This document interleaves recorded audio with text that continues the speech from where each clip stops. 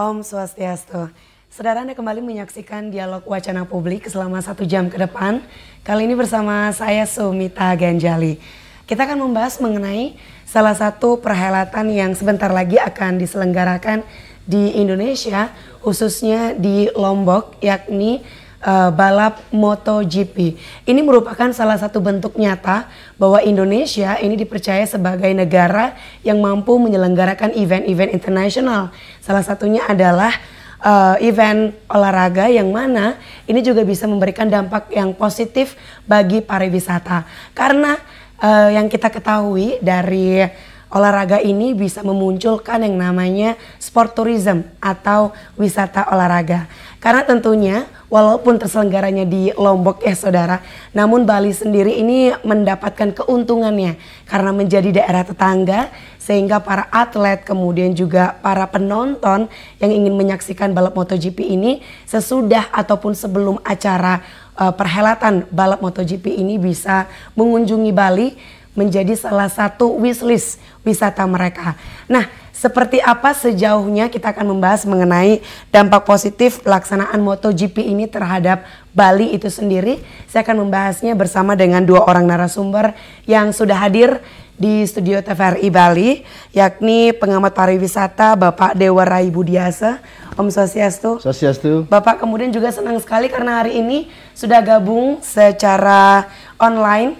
Ada Ketua PHRI Karangasem Bapak Iwayan Karyase. Om Swastiastu. Pak Wayan, terima kasih sudah bergabung bersama kami. Iya. Baik, sebelum kita berbicara bersama dengan 2 orang narasumber kita pada hari ini, saudara, mari kita saksikan terlebih dahulu tayangan berikut ini.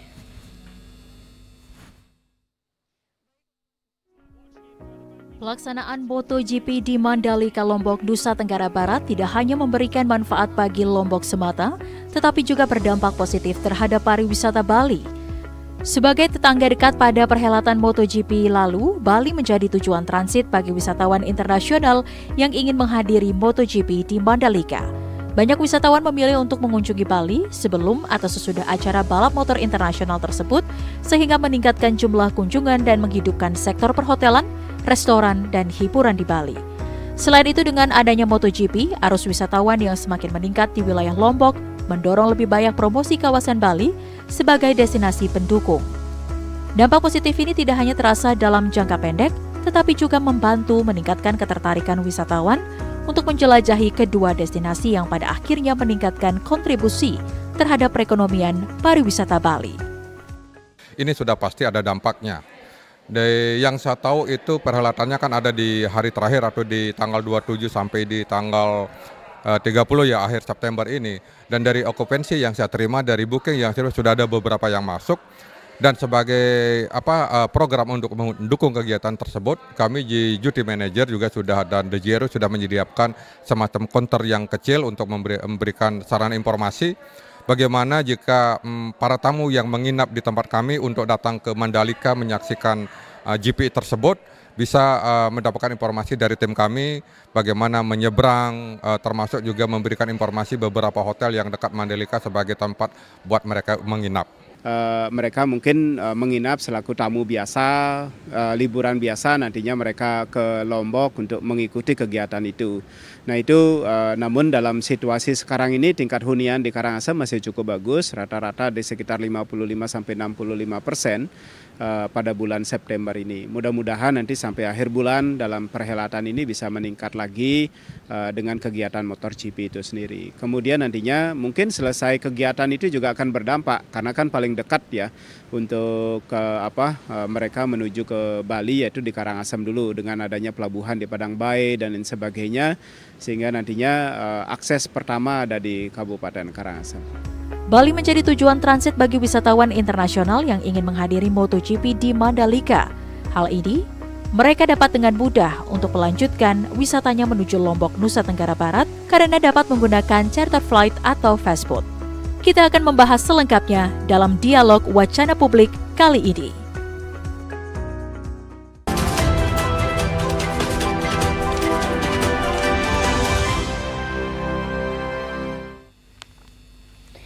Ya, Bali sendiri tentunya ini kecipratan keuntungan begitu ya dari terselenggaranya event internasional dalam dunia olahraga ini. Saya ingin langsung kepada Pak Wayan Karyase, ini selaku PHRI Karangasem yang tentunya tadi sempat disampaikan dalam tayangan bahwa Karangasem menjadi akses pertama daripada wisatawan ini sendiri bisa menikmati Bali dalam serangkaian acara balap MotoGP ini di Mandalika Lombok.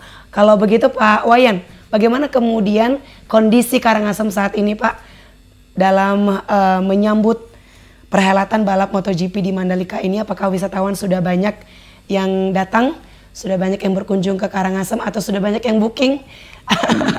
Kondisi di Karangasem terkait tempat wisata, hotel dan lain sebagainya, silakan.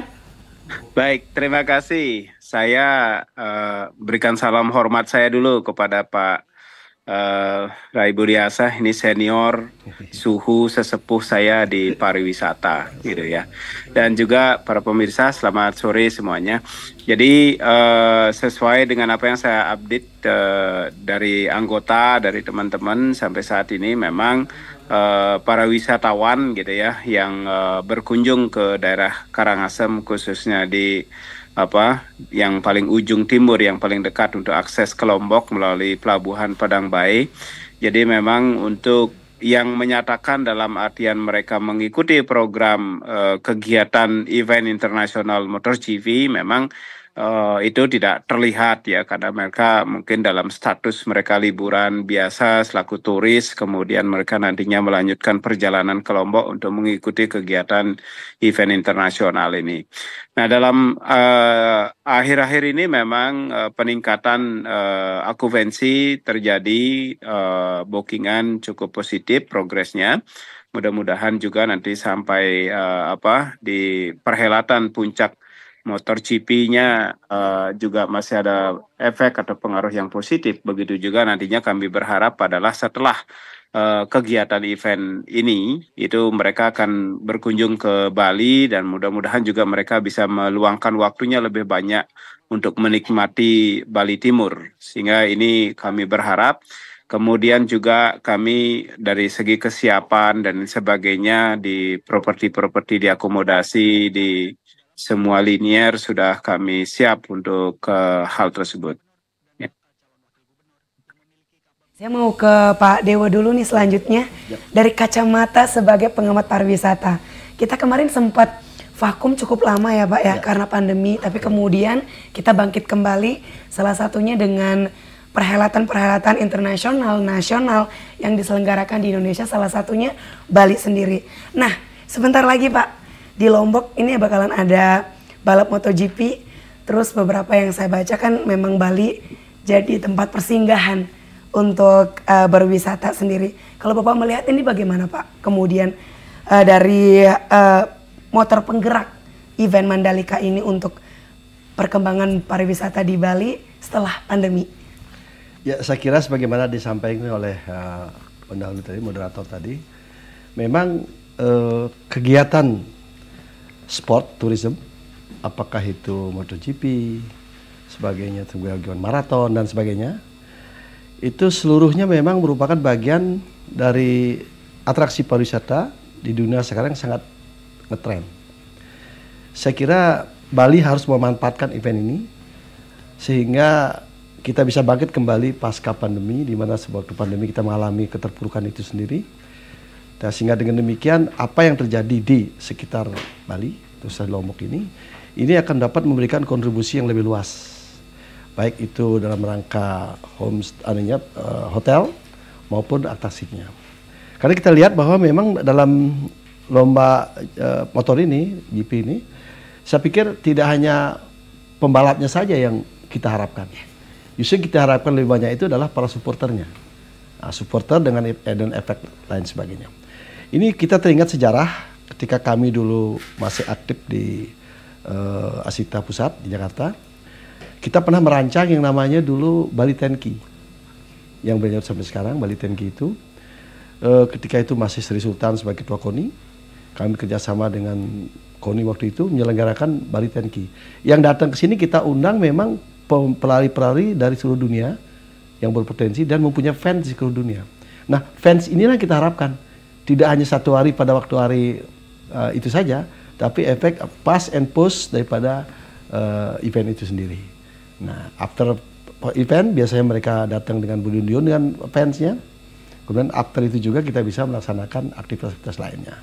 Nah, sehingga dengan demikian aktivitas pariwisata di Lombok ini, MotoGP ini akan sangat berguna dan perlu kita sambut dengan gembira. Dan kita upayakan Bali ini yang tertimur, terutama di Karangasem, kawan saya Pak Pehari Karangasem, selamat sore. Jadi mudah-mudahan dengan kejadian ini Karangasem bangkit kembali ya, sebagaimana terjadi sebelum masa pandemi. Saya pikir itu yang dampak yang akan kita dapatkan. Nah, namun dengan demikian juga kita harus mempersiapkan diri, baik teman-teman yang di lokasi di Lombok sendiri, maupun kita pelaku-pelaku pariwisata yang ada di Pulau Dewata. Nah, kita harus memanfaatkan itu dalam arti kata yang positif, baik itu dalam rangka memperluas atraksi yang kita bakal suguhkan, dan juga dapat memberikan diversifikasi baru terhadap atraksi pariwisata di Bali. Memang selama ini kita mengandalkan budaya, tapi budaya itu juga kan merupakan daya tarik khusus. Tapi kita perlu di kemudian hari ini sesuai dengan perkembangan zaman mendiversifikasi aktivitas pariwisata yang di Bali. Nah, sehingga dengan demikian akan makin kaya lah atraksi-atraksi itu, karena pada dasarnya atraksi budaya di Bali itu kan dari dua. Pertama adalah alam yang memang sudah ada, baik itu dari culture-nya dan segala macamnya. Yang kedua adalah buatan manusia. Nah, ini yang saya kira perlu dipertingkatkan di Bali, sehingga dengan demikian peristiwa apapun yang ada yang berskala internasional di sekitar Bali, kita manfaatkan dengan optimal mungkin. Itu saya kira. Baik. Nah, kalau dari Pak Wayan Karyasa sendiri menanggapi apa yang kemudian menjadi hal-hal yang perlu diperhatikan dalam menyambut ini ya para wisatawan yang datang dari adanya sport tourism ini, apa Pak upaya-upaya untuk menyempurnakan destinasi wisata di Karangasem, kemudian juga properti dan lain sebagainya, Pak Wayan? Oke, sebentar akan dijawab oleh Pak Wayan ya Pak ya. Ya, okay. Tapi kalau Pak Dewa sendiri melihat sport tourism, wisata olahraga, seberapa signifikan Pak dia mempengaruhi kontribusi dari diversifikasi produk wisata di Bali? Saya kira luar biasa, karena memang sport tourism ini boleh dibilang berkembang kan di abad ke-20. Jadi kalau sebelum-sebelumnya itu kami masih ingat dulu, waktu Pata Market di Bali diadakan tahun 84, itu memang sudah terngiang bahwa belum pelaku-pelaku pariwisata waktu itu belum memahami betul apa itu sport tourism. Masih terkonsentrasi dengan adu cotos gitu kan gitu ya. Padahal sport tourism itu kan berbagai macam. Dan satu hal yang penting lagi bagi Bali itu, Bali mempunyai atraksi sport yang luar biasa. Tidak hanya berupa sport-sport yang seperti yang kita lihat, kita punya juga sport budaya seperti pencak silat. Apalagi sebentar lagi pencak silat akan masuk ke area Olimpiade kan. Nah, ini harus kita manfaatkan itu, kita kembangkan itu. Kemudian juga banyak sport-sport lain laginya yang bisa kita kembangkan yang terkait dengan aktivitas budaya di Bali begitu. Jadi apapun ceritanya, sport tourism itu adalah memang area baru. Kita lihat saja kemarin seperti peristiwa kemarin maraton di Maybank Marathon, itu dari tahun ke tahun perseraan meningkat, dan saya hadir di situ, dan yang hadir ikut ke sana tidak hanya pelarinya, ada juga pelari yang berkategori. Kategori yang 5 kilo, 1 kilo, sampai 45 kilo. Jadi mereka yang datang juga enjoy saja gitu. Dan banyak diisi oleh selebriti dan influencer. Ya. Nah, ini yang saya kira harus dimanfaatkan mengenai aktivitas tourism, sport tourism itu. Gitu. Iya, betul. Apa Pak Wayan Karyasa sudah bisa menjawab pertanyaan saya? Atau masih belum? Oke. Nah, kita lanjut lagi Pak. Boleh. Menarik mengenai sport tourism ya Pak ya. Karena ini kan Bapak bilang tadi adalah suatu hal yang baru. Begitu. Kalau Bapak mengamati respon dari masyarakat sendiri di Bali khususnya mengenai sport tourism ini bagaimana Pak? Edukasinya, actionnya, terus kemudian persiapannya dalam tentunya menyuguhkan kearifan lokal ya Pak ya, dalam mendukung sport tourism ini seperti apa Pak? Wah, ini memang satu homework yang kedepannya Bali harus pikirkan. Karena kan seperti kita lihat, pernah lama di Jakarta. Ya. Jakarta itu dulu mempunyai tahun 70-an, zaman Pak Sadikin dibangun yang namanya Youth Center. Di masing-masing wilayah, 5 kota. Nah, itu di situ aktivitas pemuda untuk mengembangkan bakat olahraganya luar biasa. Nah, saya kira di Bali juga sudah saatnya kita memperhatikan sarana-sarana olahraga yang ada di pedesaan. Itu banyak sekali dan kita bisa berkolaborasi di sana. Mungkin barangkali yang sangat ngetren sekarang yang namanya desa wisata kan, dengan anggaran dari Kementerian Desa Wisata yang cukup lumayan. Ini kita kenapa kita kembangkan sarana sport tradisional yang ada di Bali yang tidak kalah menariknya dengan aktivitas-aktivitas secara nasional. Dan ini kita bisa agendakan juga menjadi suplemen daripada kegiatan turis ketika mereka berwisata olahraga. Ini saya kira penting sekali. Ya memang yang kita sayangkan memang sampai saat ini di Bali ini memang sarana-sarana itu masih kurang di pedesaan. Nah, kenapa kita arahkan ke sana dengan mempartnerkan kerja bersama-sama dengan kalangan-kalangan pengelola desa wisata. Nah, ini saya kira cukup bagus karena selain memang kita akan menyuguhkan andalan kita di bidang budaya dan seni, kita juga bisa mengenalkan di bidang sport. Karena ada sport-sport tradisional yang saya lihat atraksinya itu cukup menarik. Nah, seperti di daerah Gianyar, di beberapa daerah itu, ada yang namanya lomba setiap Raja Kuning itu. Setiap dilaksanakan setiap Kuningan dengan memanjat pohon pinang itu. Nah, itu juga bisa dijadikan satu objek. Kemudian di Denpasar ada perang ketupat. Ya, itu juga bisa digunakan dari era-era sport budaya begitu. Itu saya kira bisa dikembangkan. Oke, saya juga nggak sabar untuk melihat inovasi kreativitas dari adanya sport tourism ini ya Pak ya. Sesaat lagi kita akan membahasnya, saudara. Tentunya masih dalam program Wacana Publik, jadi jangan kemana-mana, tetap bersama kami.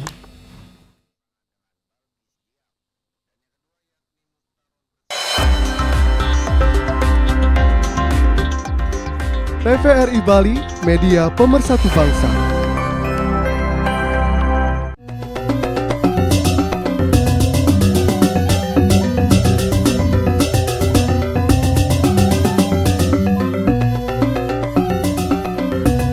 Layangan itu menjiwai kita semua ketika angin mulai berhembus di musimnya. Dan di saat sanalah memberikan kita semua power happiness-nya dari Rari Angon kepada kita semua.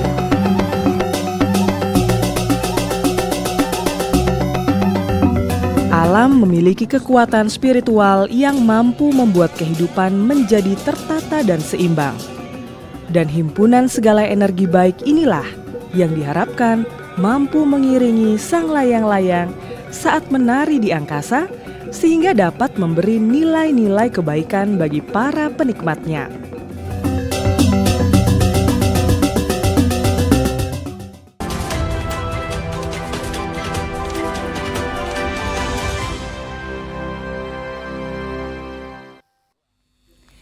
Terima kasih Anda kembali menyaksikan Dialog Wacana Publik hanya di TVRI. Dan Anda juga bisa bergabung bersama kami ya dalam interaktif 0361237706. Kita kembali membahas mengenai dampak positif dari MotoGP bagi Bali sendiri. Nah, menarik Pak, bagaimana Bapak melihat kemudian fenomena terkait fasilitas, kemudian juga sarana prasarana itu tadi Pak ya, di wilayah Bali yang kemudian apakah sudah cukup merata Pak untuk meningkatkan quality tourism dari sport tourism ini sendiri Pak? Ya, itu memang suatu pertanyaan yang sangat mendasar di kalangan pelaku pariwisata maupun wisatawan di sana sendiri. Memang sarana dan prasarana di Bali yang kita miliki, terlebih lagi terbelakangan ini kita mendengar adanya moratorium segala macam, ini juga masih cukup menimbulkan kontroversi. Karena memang moratorium itu di mana? Kalau saya tidak salah, mungkin sudah lebih 10 tahun lalu pernah ide ini keluar. Tapi nyatanya jalan terus gitu. Nah, sehingga dengan demikian moratorium itu harus kalau memang dilaksanakan, yang penting itu bukan soal penundaan pembangunan, tapi bagaimana pengawasan daripada pembangunan itu sendiri. Karena ya makin kita, di satu sisi memang kita agak dilematis. Di satu sisi kita mengandalkan wisatawan itu untuk pemerataan income bagi masyarakat. Tapi di sisi lain kita juga diminta untuk mengadakan pelestarian lingkungan, pertahanan budaya. Nah, di sini selalu dua hal yang selalu bertentangan di sini. Nah, saya sebagai yang budayawan dan teman-teman juga pernah di pariwisata, jadi kadang-kadang benturan juga dalam hati. Nah, oleh karena itu untuk fasilitas di Bali ini menurut pendapat saya untuk daerah Denpasar dan Badung mungkin sudah memadai. Nah, kalau ingin meningkatkan pemerataan kue pariwisata itu, mungkin kita perlu memperhatikan daerah timur dan daerah utara. Nah, kita kaitkan lagi dengan Mandalika ini, mungkin sarana di Bali Timur itu perlu kita tingkatkan. Nah, sehingga tidak hanya sarana pariwisatanya berupa akomodasinya, tapi juga transportasinya, infrastrukturnya. Karena percuma juga kalaupun kita membuat bandara, kalau infrastruktur bawah itu juga masih belum bisa, tidak ada gunanya. Nah, ini mesti paralel gitu ya. Nah, sehingga dengan demikian kewajiban kita sekarang semua stakeholder pariwisata di Bali ini untuk mengingatkan kembali bagaimana kita selain meningkatkan infrastruktur maupun sarana, juga meningkatkan SDM-nya. Karena yang akan kita hadapi itu adalah wisatawan-wisatawan yang memang kelasnya di sport tourism itu beda. Nah, jadi kembali tadi juga menanyakan bagaimana untuk meningkatkan quality tourism kan. Nah, ini memang spotler ini adalah orang-orang yang boleh dibilang koceknya menengah ke atas gitu.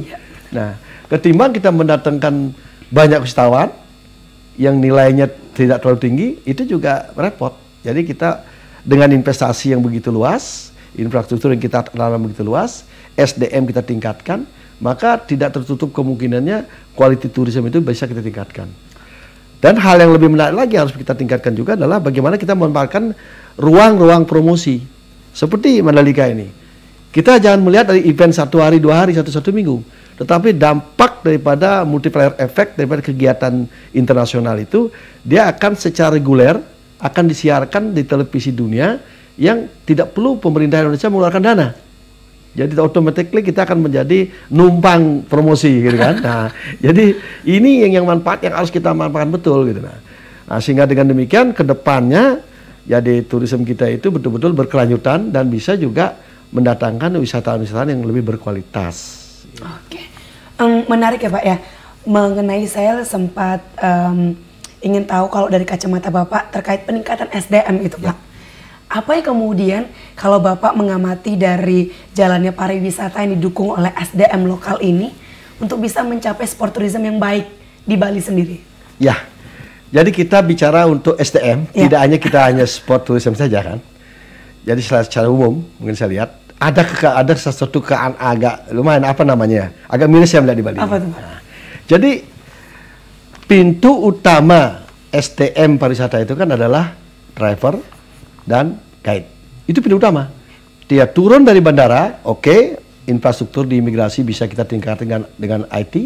Tapi begitu dia keluar dari bandara, dia akan berhadapan dengan manusia. Berhadapan dengan manusia akan berhadapan dengan individunya. Nah, saya mendapat laporan dari beberapa wisatawan, mulai ada kekecewaan kegelisahan mereka untuk tampil menghadapi SDM kita yang tanda petik itu ternyata mayoritas, mohon maaf saya bukan rasialis, bukan orang Bali begitu ya. Ada satu kejadian, seorang mahasiswa Indonesia, dia dulu itu kuliah di Jerman, Eropa ya. Dia tentu bahasa Jermannya sudah air. Ketika wisatawan Jerman itu meningkat, maka beberapa travel agency di Jakarta, ini kita contoh pakai di Jakarta dan ke Bali, itu kekurangan guide. Meng-hire lah mahasiswa atau orang yang mengerti bahasa Jerman. Di-hire dia. Jalan. Apa yang terjadi? Presentasi dia terhadap objek wisata yang ada itu tidak sesuai dengan norma-norma yang ada. Salah contoh. Contoh saja yang paling ukur. Ini kenyataan, bukan cerita ya. Jadi guide-nya itu karena di Jerman itu biasanya orang kuliah, dia lebih memahami, senang berdiskusi politik. Nah, gitu.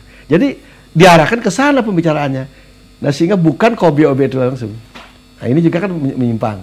Oleh karena itulah SDM daripada pemandu wisata atau orang terdepan di bidang turisme harus ditingkatkan. Berarti minimal pelatihan adalah Pak ya, untuk SDM lokal dari tingkat pelayanan dan lain sebagainya supaya ada ketertarikan untuk mempertahankan budaya Bali, kemudian juga ciri khas lokal Balinya.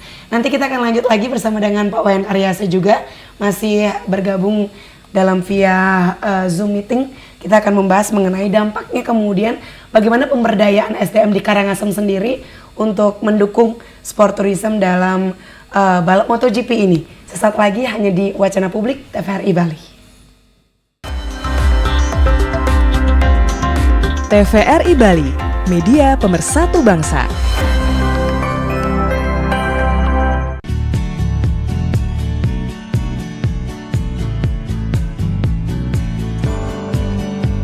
Untuk menghindari terkena kanker paru-paru, jauhilah kebiasaan merokok dan menghirup udara yang terkontaminasi asap rokok tersebut. Selain perokok aktif, perokok pasif memiliki risiko untuk terkena kanker paru-paru. Deteksi dini kanker paru-paru bisa dilakukan dengan melakukan pertama pemeriksaan fisik tentunya oleh seorang dokter, pemeriksaan radiologi atau ronsen, dan CT scan bila perlu.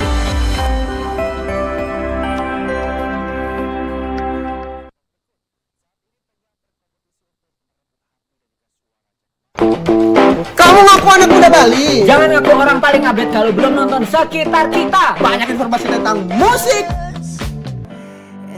film, dan tren lifestyle. Ada juga nanti DIY. Ada sistem kita pastinya. Nah, jangan lupa saksikan Sekitar Kita hanya di TVRI Bali. Kapan tuh? Setiap hari Jumat jam 8 malam. Abdul, ada Belo. Sekitar Kita. Ayo manis, ayo manis, ayo manis.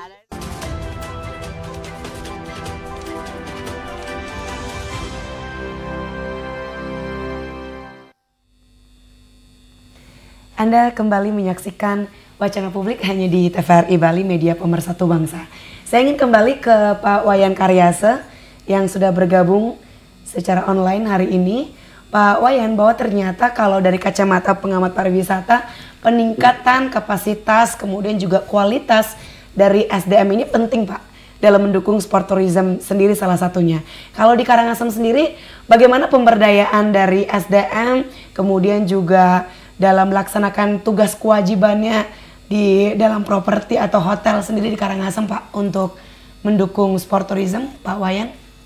Ya, terima kasih. Jadi moderator, intinya kalau di Karangasem untuk masalah SDM khususnya, memang kita sudah sering juga mengadakan pelatihan-pelatihan, bahkan ini baru saja tadi kita juga bincang-bincang sama Pak Bupati gitu, bagaimana meningkatkan daripada sumber daya manusia kita di bidang guide-guide yang khusus menangani sport tourism, yang mana di Karangasem salah satunya kan kita juga banyak guide-guide untuk trekking, misalnya untuk ke Gunung Agung dan juga ke daerah lainnya, kemudian juga yang menangani tamu hiking dan lain sebagainya, itu juga banyak guide yang sudah juga kita lakukan pelatihan-pelatihan khusus di bidang guiding sertifikasi.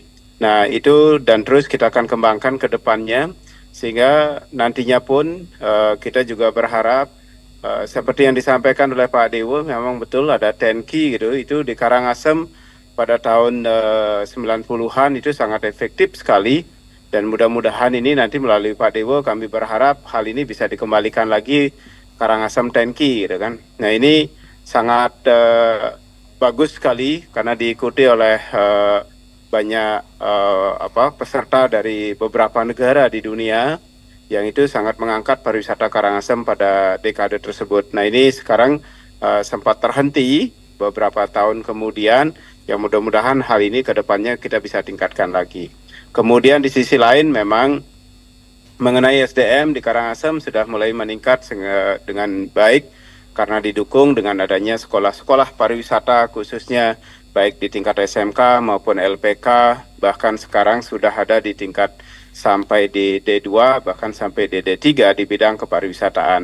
Nah, secara otomatis ini akan meningkatkan daripada kualitas sumber daya manusia yang khususnya buat generasi muda yang ada di Karangasem, sehingga nantinya mampu mengisi kekosongan-kekosongan ataupun peluang-peluang yang ada atas kesempatan yang nantinya dibangun di Karangasem untuk pengembangan pariwisata, baik itu dari sport tourism dan juga dari healing tourism dan juga dari holiday dan lain sebagainya, karena kita di Karangasem kan juga mengandalkan pariwisata alam dan budaya. Nah ini banyak sekali spot-spot yang sangat menarik yang perlu kita kelola dengan SDM yang mumpuni di bidangnya seperti apa yang disampaikan oleh Pak Dewo tadi itu.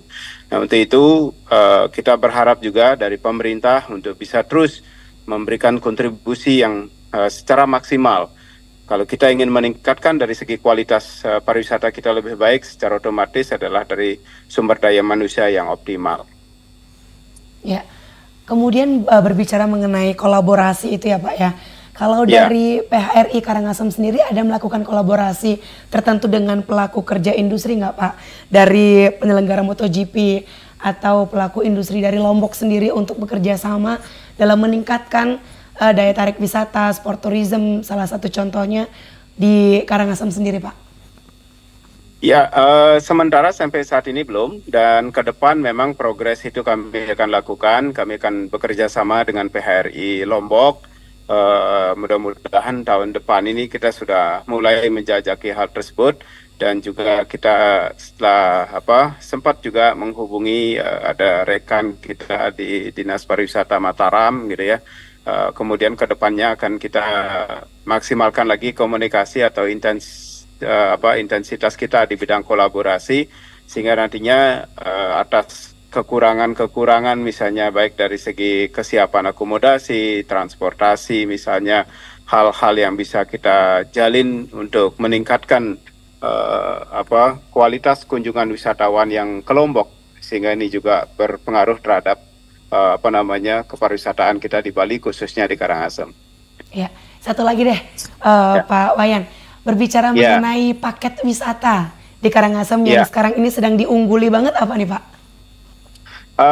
Masih yang mendominasi adalah paket wisata menuju ke Pura Lempuyang atau Gateway Event ya, ini masih mendominasi. Kemudian juga masih banyak paket-paket yang dijual khususnya adalah di bahari, yaitu wisata diving maupun snorkeling dan fishing. Nah, ini juga sport tourism yang sangat bagus yang berkaitan dengan alam secara langsung. Di sisi lain seperti paket-paket trekking itu masih sangat didominasi, sangat diminati oleh para wisatawan, apalagi wisatawan mancanegara khususnya dari Eropa, yang mana mereka sangat suka kegiatan-kegiatan yang bersifat alam seperti diving, snorkeling, dan juga untuk hiking maupun snorkeling, dan juga yang mereka banyak melakukan adalah trekking misalnya ke Gunung Agung serta bukit-bukit yang lain. Itu banyak sekali diminati oleh wisatawan mancanegara khususnya Eropa dan juga Australia. Wow, menarik ya Pak Dewa ya. Luar biasa nih, saya jadi pengen berkunjung ke Karangasem juga jadinya. Ya. Nah, kalau bicara nih Pak mengenai sinergitas nih, Pak Dewa melihat mengamati daripada Bali dan Lombok sendiri ini dalam meningkatkan sport tourism, kemudian juga memaksimalkan kunjungan dari wisatawan MotoGP ke Bali, gimana Pak? Wah, ini luar biasa memang, karena sebetulnya dari sejarah saja Bali dan Lombok itu kan bagian Kembar Dua itu. Jadi semestinya apa yang ada di Lombok itu harus betul-betul dimanfaatkan optimal mungkin untuk menunjang aktivitas di Bali dan sebaliknya. Nah, cuman memang yang harus kita perhatikan itu bagaimana mensinergikan antara pelaku pariwisata Bali dan Lombok sehingga menjadikan promosi terpadu. Jadi selain memang promosi sendiri-sendiri bisa dilakukan secara promosi terpadu. Nah, khususnya barangkali seperti dikatakan tadi bahwa wisatawan Eropa yang memang kita kategorikan middle up turisnya, itu kita bisa gunakan event-event internasional selain yang terlaksana di Lombok maupun di Bali, juga kita bisa memanfaatkan event-event internasional, terutamanya event budaya yang ada di kawasan Eropa. Karena seni Bali dan Lombok itu kalau ditampilkan di Eropa itu memang mereka walaupun tanda petik kita lihat sekarang memang sudah banyak orang Eropa yang menguasai, tapi ketika kita tampilkan budaya kita yang dari Lombok yang masih sangat tradisional, apalagi dengan Bali gitu ya, itu akan benar-benar menjadi daya tarik sendiri. Nah, inilah sinergitas ini yang perlu mestinya dimanfaatkan, dan pemerintah seperti kata beliau tadi itu harus memanfaatkan potensi ini. Jangan sampai ketika ada promosi pariwisata yang gelarannya adalah festival budaya yang berangkat 4L. 4L tahu? Apa tuh? Lolo lagi. Nah, jadi dan lolo lagi itu bukan senimannya. Kalau senimannya bagus, Yang diberangkatkan justru ya kita lihat kenyataannya selama ini. Ya perangkat daerah yang pergi belajar menari 1 minggu, yang penting bisa nari penet, nari baris sampai di sana, tidak bisa begitu. Jadi harus dimanfaatkan seniman-seniman yang di pedesaan, seniman-seniman yang memang berkontribusi untuk wisata budaya itu dipertimbangkan seoptimal mungkin gitu. Karena banyak event-event internasional di luar negeri itu yang peristiwa itu bisa kita manfaatkan dengan tanpa mengeluarkan biaya terlalu banyak. Kami sering mengikuti festival internasional di Prancis maupun di Jerman. Kami bisa memberangkatkan sampai 30 orang sampai 1,5 bulan keliling di beberapa negara Eropa tanpa ongkos secuil pun dari pemerintah. Paling kami diongkosin istilahnya itu rekomendasi. Itu kemudian yang sekali kami pernah yang paling banyak disponsori itu membawa bahan promosi hampir 3 koper, hampir kami overweight dengan gambarannya. Nah, itu pun ya kita lakukan mau karena memang ada kontribusinya untuk itu saja. Jadi harusnya pemerintah juga bisa menganggarkan dana promosi. Jadi tidak cukup kita dikenal nggak perlu promosi, bukan demikian. Kita tetap promosi tetap jalan. Nah, walaupun karena perkembangan baru itu di destinasi itu kan selalu ada. Nah, sehingga demikian calon-calon wisatawan itu akan bisa terinform. Dan kita juga harus mengkaitkan promosi itu tidak saja dengan lembaga-lembaga yang terkait, tapi juga mengikat wholesaler yang ada di luar negeri. Karena wholesaler inilah yang memproduk wisatawan sebenarnya. Sangat berpengaruh terhadap kelompok-kelompok turis yang ada di luar negeri yang ingin ke Indonesia. Oke, luar biasa. Pak Wayan Karyaso masih bersama kami tentunya ya Pak ya. Kami ingin tahu kemudian PHRI Karangasem ini sendiri punya inisiatif khusus nggak Pak? Untuk peningkatan pelayanan baik dalam segi kualitas infrastruktur dan lain sebagainya begitu. Untuk menunjang daripada pelayanan di Karangasem sendiri terkait penyambutan kunjungan akibat MotoGP ini Pak. Ya, kalau secara khusus dalam kaitan untuk tahun ini ya, untuk khususnya di MotoGP kami belum secara khusus ya. Namun ke depan karena saya yakini event internasional MotoGP ini akan berkembang terus dan akan diminati oleh para peserta di seluruh dunia, sudah barang tentulah kaminya ke depan akan kolaborasi dulu seperti apa disampaikan tadi dengan PHRI Lombok serta dengan Dinas Pariwisata di Lombok. Kemudian apa sih yang perlu kami maksimalkan dalam persiapan-persiapan mungkin dari segi souvenir dan lain sebagainya. Nah, kalau secara umum kepariwisataan kita di Karangasem seperti yang sudah sering saya sampaikan juga, baik juga dengan pemerintah, dengan bupati, serta dengan stakeholder lainnya, memang kita di Karangasem ini kan masih lemahnya atau kurangnya adalah menyangkut accessibility. Jadi selalu berpikir ke Karangasem itu masih sangat jauh, apalagi memang secara kenyataannya kan di lapangan melihat banyak truk-truk pengangkut material yang juga banyak lalu lalang sehingga ini juga menghambat daripada laju kendaraan wisatawan dan lain sebagainya.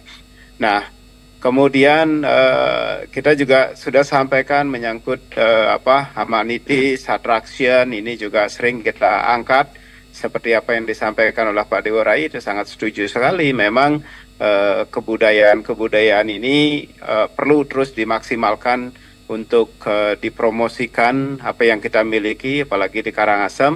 Dari segi tingkat kebudayaan sangat luas, sangat banyak sekali. Cuman sayangnya ya masih dalam artian event-event baik itu event budaya di desa tertentu itu biasanya pegelaran promosinya dilakukan sehari setelah kejadian atau setelah event gitu. Itu pun oleh masyarakat yang berkunjung gitu. Karena inilah penting ke depan kami juga sudah terus lakukan itu. Cuman perlu kami optimalkan dan maksimalkan bersama pemerintah daerah untuk betul-betul membuat kalender event dengan sebaik-baiknya dipromosikan dan juga harus disediakan biaya karena kan kami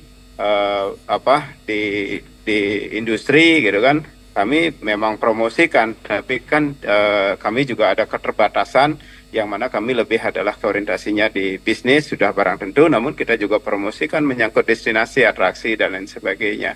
Nah inilah peran pemerintah untuk bisa memberikan dan meningkatkan daripada kunjungan wisatawan ya mereka harus mau mengeluarkan biaya promosi dan apalagi yang sekarang ada digital dan sebagainya itu jauh lebih mudah kan gitu ya. Jadi untuk apalagi bisa mengikuti pergelaran-pergelaran internasional yang seperti Pak Dewo sampaikan ini sangat luar biasa, karena kami juga lakukan itu sebelum-sebelumnya pada era-era sebelum digital, mungkin seperti apa yang Pak Dewo sampaikan, ini sangat luar biasa sekali. Cuman secara gini kami sampaikan, Karangasem ini belum menjadi sebuah tujuan wisatawan secara langsung, belum begitu optimal gitu, seperti misalnya Ubud, daerah selatan lainnya gitu. Nah, Karangasem ini masih menjadi pesinggahan gitu kan. Jadi misalnya orang yang mau ke Lombok, mereka singgah 1 malam, atau datang dari Lombok, mereka singgah mungkin 1 malam 2 malam. Nah, sisanya mereka adalah sistemnya adalah long trip, mungkin 1 malam 2 malam, 1 malam ada di daerah Sidemen, kemudian di Candi Dasa, Amet, Tulamben dan sebagainya. Nah, itu yang yang perlu kita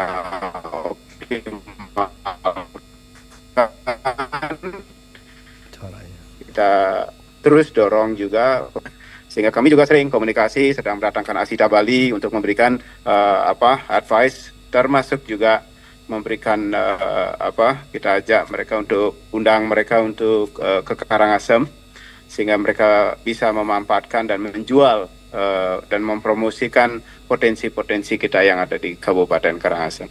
Baik, terima kasih Pak Wayan. Kita akan membahas lebih lanjut setelah jeda terlebih dahulu. Jadi saudara jangan kemana-mana, tetaplah bersama kami.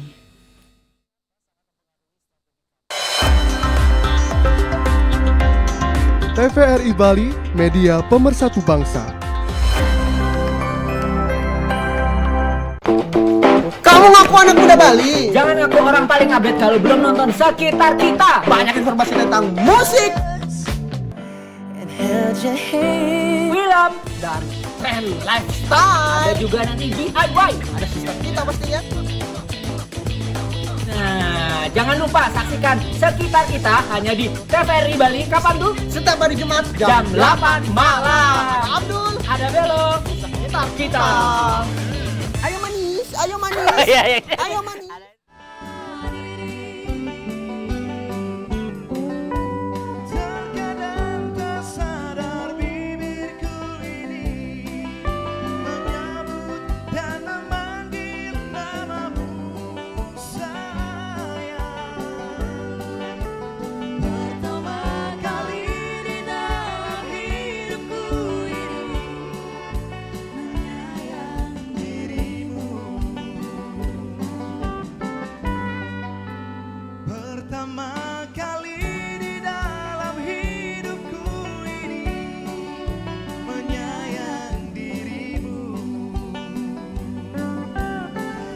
Pemirsa TVRI Bali dimanapun berada.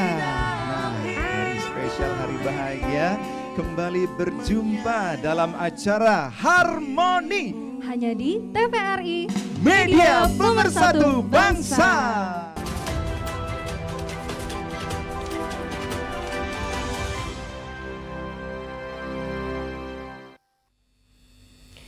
Kita kembali dalam program Wacana Publik, saudara. Kita kembali membahas mengenai dampak positif daripada sport tourism. Salah satunya adalah event internasional MotoGP, yang mana Bali juga dapat keuntungannya.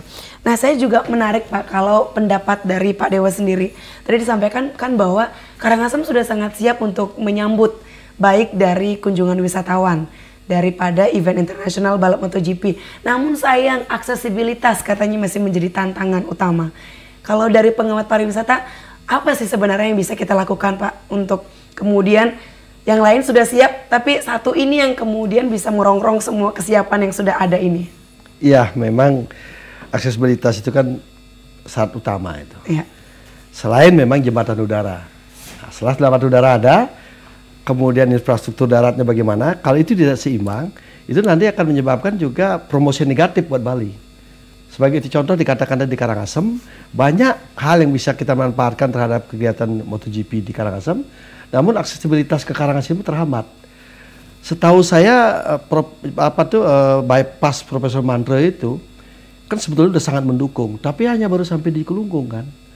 Nah, kenapa itu tidak dilanjutkan dari bandara itu, menyusuri pantainya itu, dibikin bypass langsung ke Karangasem. itu jauh akan lebih bagus dan bisa dilaksanakan. Teknologi sekarang di atas laut itu gampang bikin tol, tidak ada masalah gitu. Mungkin itu dibangun untuk mengangkat daerah Karangasem yang masuk kategori tertinggal di bidang itunya kan. Ya. Nah kemudian juga tidak hanya itu saja mengenai aksesibilitas itu. Kita melihat juga di beberapa destinasi di Bali ini, seperti destinasi dunia seperti Ubud yang terkenal dengan sport raftingnya, hikingnya, kemudian atraksi-atraksi alam, itu terancam sekali dengan akses ke sana, Pak. Sebenarnya kalau menurut saya, Gianyar sudah berhasil membangun sesuatu yang baru, tetapi tidak seimbang dengan akses yang ada. Contoh jalan dari Denpasar menuju ke daerah Ubud yang merupakan jalan utama menuju Kintamani, yang adalah merupakan tujuan utama turis kita itu sangat crowded sekarang. Perjalanan dari Sanur sampai ke daerah Ubud itu bisa memakan waktu 3-4 jam. Bagaimana? Jadi kita tidak bisa mengandalkan gitu terus. Sebenarnya ya akses jalan itu masih memadai kalau lihat dari jumlah kendaraan. Yang penting harus diperhatikan adalah manajemen transportasinya. Apa itu? Harus kita ada mulai penyesuaian seperti truk-truk angkutan pasir, kemudian bus-bus gajah yang datang dari Jawa itu. Itu sebetulnya aturannya sudah ada dari dulu itu. Itu harus kita batasi, bukan melarang, tapi harus jam operasinya itu harus diatur. Nah, sehingga dengan demikian tidak menghambat perjalanan wisatawan itu. Apalagi daerah-daerah sana itu kan terkenal daerah ekonomi. Mau tidak mau truk itu juga harus ke sana. Nah, ini juga harus diperbaiki. Sementara untuk memperlebar jalan ke daerah-daerah desa-desa itu tidak akan mungkin. Kenapa? Karena menurut Aste Kusala-Kusali masyarakat Bali itu kan merajannya itu kan berada banyak di tepi jalan. Untuk memperluas itu tidak bisa. Malah sekarang lebih banyak lagi muncul toko-toko kecil, berbagai macam toko. Ini juga menghambat. Ini sebetulnya tinggal penegakan aturannya saja. Kalau saya lihat memang berbagai macam aturan di pemerintah daerah kabupaten maupun provinsi itu sudah ada. Tapi ya itu tadi, bagaimana mengamati itu. Nah, ketika terjadi pelanggaran-pelanggaran oleh wisatawan itu yang menyebabkan nilai promosi negatif terhadap Bali, akhirnya kita terlalu promis. Jangan diganggu, itu tamu. Ya, nggak bisa begitu. Kalau tamu pun kalau dia melakukan pelanggaran terhadap jalan, yang kita lihat kan belakangan di sosial media, bagaimana wisatawan itu merampok motor, merampok mobil, tidak mau bayar kamar, dan segala macam. Itu kan satu gejala yang ke depan itu akan ancaman buat Bali. Nah, sehingga dengan demikian Bali nanti tidak lagi dijadi wisatawan utama lagi, destinasi utama lagi. Bisa mereka akan mencari tempat-tempat lain. Karena kalau kita bicara dengan kondisi alam, sebetulnya Bali dibandingkan dengan daerah lain juga banyak yang lebih baik dari Bali. Bisa bicara alam. Tapi yang kuat Bali kita itu adalah kan harusnya dari segi budaya. Nah, untuk budaya itu sendiri juga sudah dikatakan tadi oleh teman-teman di PRI, sudah cukup perhatian. Dan ini yang penting pemerintah itu bagaimana aksesibilitas ke daerah-daerah itu diperhatikan sekali. Apabila tidak, ini akan menjadi bom waktu bagi wisatawan Bali akan ditinggalkan. Jangan sampai ya Pak ya. Ya, Oke. Nah, kalau dari Pak Wayan Karyasa sendiri mungkin ada yang mau disampaikan terkait pesan dan harapan daripada event-event berskala internasional, salah satunya kategori sport tourism yang akan sebentar lagi kita sambut bersama, Pak. Ya, terima kasih. Jadi kami sangat berharap pertama seperti apa yang sudah singgung sama Pak Dewa, intinya kan kita dengan adanya sport-sport ataupun event-event skala internasional inilah sangat dibutuhkan di Kabupaten Karangasem.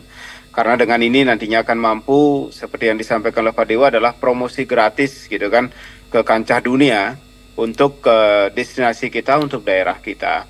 Nah, dengan adanya event internasional di MotoGP di Lombok ini juga mempengaruhi akan keberadaan pariwisata kita di Bali, khususnya di Karangasem gitu. Nah, mudah-mudahan juga ke depan seperti apa yang disinggung Pak Dewa tadi, mungkin kita bisa memaksimalkan kembali adalah Tenki, Karangasem Tenki dan lain sebagainya. Cuman memang yang tetap menjadi kendala adalah yaitu di bidang accessibility, kemudian juga dengan gangguan ekonomi material dan lain sebagainya. Namun di sisi lain juga kita berharap ke depannya untuk pemerintah memikirkan dari segi accessibility ini, mudah-mudahan ini bypass yang sudah sampai di Kusamba itu bisa disambung atau dilanjutkan menuju ke Padang Bayi ataupun sampai di Amed dan Tulamben dan seterusnya.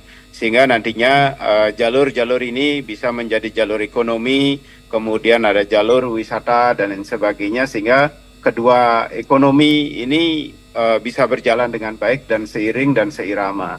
Itu yang kami harapkan. Kemudian dari segi attraction, seperti apa yang sudah saya sampaikan sekilas tadi, ini yang banyak sekali kita punya atraksi-atraksi baik alam, budaya, dan juga atraksi di bawah laut kita banyak sekali punya. Cuman ini memang perlu kita garap lebih optimal untuk nantinya kancah dunia lebih mengetahui, sehingga nantinya Karangasem bisa menjadi tujuan utama para wisatawan untuk datang ke Bali. Dari segi amenities masih banyak sekali juga, kita banyak sekali punya UMKM yang ada di Karangasem, cuman sampai saat ini belum kita punya ada penampungan ataupun sebuah tempat untuk menampung atau mempromosikan secara khusus daripada produk-produk UMKM yang ada di Kabupaten Karangasem itu sendiri, yang mana kita memiliki ribuan aneka hasil karya para masyarakat UMKM itu sendiri. Nah, satu sisi ya sudah barang tentu perlu peningkatan dari SDM yang berkualitas, sehingga mereka juga mampu untuk menghasilkan produk-produk yang berkualitas. Ya, salah satunya mungkin dengan event MotoGP nantinya mungkin para UMKM bisa membuat souvenir-souvenir yang berkaitan dengan MotoGP gitu kan. Ini juga menarik. Bagi kami ke depan pasti akan berkembang terus dengan event-event skala internasional. Kami harapkan bisa masuk ke Bali, khususnya ke Karangasem yang lebih banyak. Terima kasih Pak Wayan Karyasa sudah bergabung bersama kami. Nampaknya sedang di jalan, hati-hati di jalan Bapak. Semoga selamat sampai tujuan. Terima kasih. Hati Pak, jalan Pak. Ditunggu kedatangannya di studio TVRI Bali Bapak. Terima kasih. Bapak, kita punya waktu kurang lebih 2 menit. Bapak bisa sampaikan pesan dan harapan sekaligus closing statement dari dampak positif adanya MotoGP sendiri bagi Bali. Ya, bagi saya sangat luar biasa. Event-event seperti MotoGP itu harus kita manfaatkan seoptimal mungkin. Dan itu kita berharap pembenahan infrastruktur, terutamanya jalan, menuju ke akses destinasi kita, terutama Karangasem, karena terkait dengan peristiwa di Lombok, perlu ditingkatkan segera. Dan sebetulnya itu sangat mudah, karena tinggal memperpanjang bypass Profesor Manto sampai di Karangasem. Itu sangat bagus, itu akan sangat menunjang. Saya kira itu peningkatan SDM, saya kira PHRI, Asita semua selalu aktif melaksanakan kegiatannya, termasuk juga pelaku-pelaku desa wisata juga aktif dalam meningkatkan SDM-nya. Karena kan atraksi itu berada di desa pada umumnya.